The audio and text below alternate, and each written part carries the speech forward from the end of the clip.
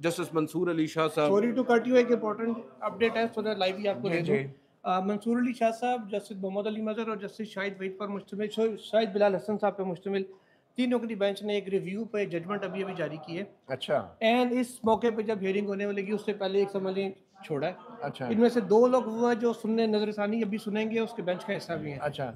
उसमें कहा गया कि 188 के तहत जो रिव्यू है वो सिर्फ और सिर्फ आर्टिकल 188 और सुप्रीम कोर्ट रूल्स के तहत ही किया जा सकता है और रूल्स बड़े वाजे हैं कि ऑथर का होना उसमें जरूरी है।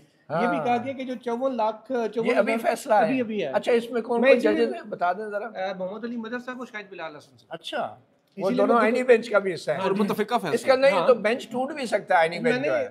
टूट गया है। ब्रेकिंग न्यूज़ मैंने कहा बहुत बड़ी खबर दे रही है। एक और भी चीज उसमें ये कही गई है कि जो 54,000 प्लस केसेस पेंडिंग है ना, उसमें एक बड़ा ऐसा रिव्यूज का है और सुप्रीम कोर्ट को ये जो मन घड़त किस्म के रिव्यूज है ना, इनके नजर से इसकी हौसला चिकनी करनी होगी। वाह, ये तो बड़ा टाइमली जो है एक किस्म का आ गया। अब आप तबसरा और अगर नहीं साहब, आपने एक बहुत बड़ी खबर दी है और ये अभी कुछ देर पहले ही जस्टिस मंसूर अली शाह, जस्टिस मोहम्मद अली मजहर और जस्टिस शाहिद इकबाल पर मुश्तमिल जो 3 रुकनी बेंच है, 9 सफ़ात पर मुश्तमिल एक फैसला जारी किया है आज फैसला। और ये इसका पस मंजर क्या है, ये केस क्या था जिसमें ये फैसला आया है कि ऑथर जज के बगैर रिव्यू जो है नहीं सुना जा सकता। उन्होंने हवाला दिया रूल्स का, रूल सुप्रीम कोर्ट के बड़े वाजे हैं इस हवाले से कि जो भी रिव्यू होगा उसके अंदर ऑथर जज का होना लाजमी है अनलेस ही रिटायर्स। एग्जैक्ट, और रूल मौजूद हैं, रूल मौजूद है, चेंज नहीं हुए। रूल्स में तो 26वीं तरमीम में भी कोई तब्दीली नहीं हुई ना 26वीं तरमीम में एक ऐसी कोई चीज की गई है कि रिव्यू कोई भी सुन सकता है। ठीक, आईनी बेंच को जाएगा, अब उसका तरीकाकार मतलब मैक्सिमम ये हो सकता है कि आईनी बेंच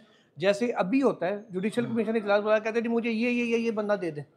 अभी ऐसे ही हो रहा है ना आईनी बेंच में, तो सीयू ही हो रही है। तो वो ये भी कह सकते हैं जुडिशियल कमीशन ऑफ पाकिस्तान को जज की जरूरत है, तो जुडिशियल कमीशन आईनी बेंच की कमेटी लिखेगी चीफ जस्टिस को कि जुडिशियल कमीशन इजलास बुलाएं, हमें ये जज चाहिए रिव्यू के लिए, हमने बंदे पूरे। तो आप क्या समझते हैं कि अगर जस्टिस मोहम्मद अली मजहर और जस्टिस शाहिद बिलाल जो इस आईनी बेंच का हिस्सा है जो रिव्यू सुन रहा है, वो इस बेंच पे बैठने से इनकार भी कर सकते हैं?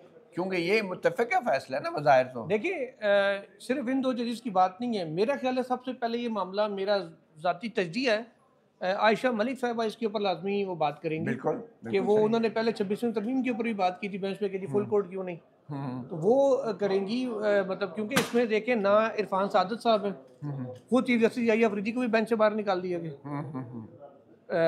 जस्टिस शाहिद वहीद साहब भी इसमें नहीं है, इसके अलावा आप देख लीजिए अथर मिनला नहीं है, मंसूर अली शाह साहब नहीं है, मुनीब अख्तर साहब नहीं है। तो अक्सरियती फैसला देने वाले को एक आधे के अलावा तो सारी बार है ना, 1-2 के अलावा। बहरहाल ये बड़ी एक ब्रेकिंग न्यूज़ आपको दे रहे हैं जो